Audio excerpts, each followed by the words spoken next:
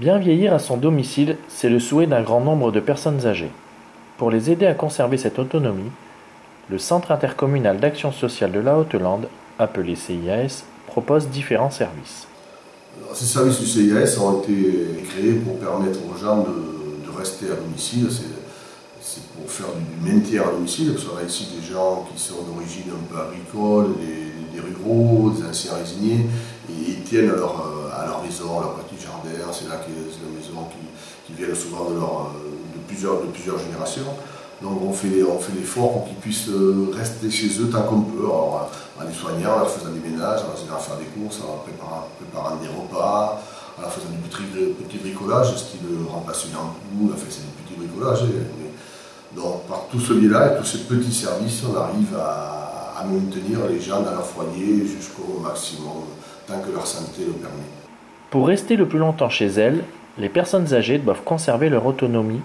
C'est pourquoi les auxiliaires de vie et l'aide médico-psychologique proposent aux bénéficiaires des promenades, de la lecture, du jardinage ou de l'initiation sur tablette. Lorsque la famille habite loin et que les personnes se retrouvent seules, la visite des aides-soignantes est souvent la seule de la journée. Cela évite ainsi l'isolement et permet aux bénéficiaires de garder du lien social. Le matin, donc, les deux aides-soignantes passent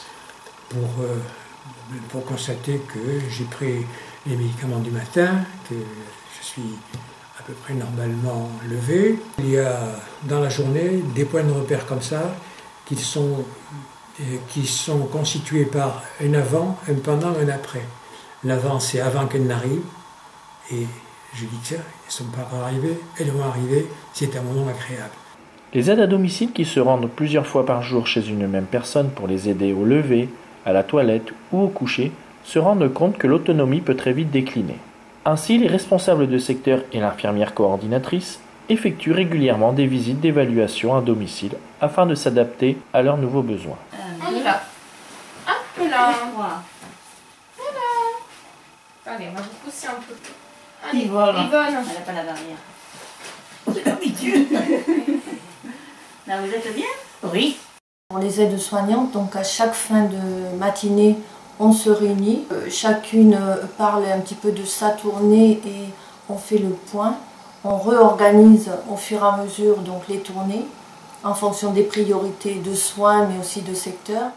Le conseil d'administration a mis en place des nouveaux services tels que le transport accompagné, des services de petit bricolage comme changer une ampoule ou encore du jardinage pour lequel les professionnels ne se déplaceraient pas. Tous les 2 ans, le CIAS propose aux bénéficiaires une après-midi festive afin de leur permettre de se rencontrer, d'échanger et de garder du lien social.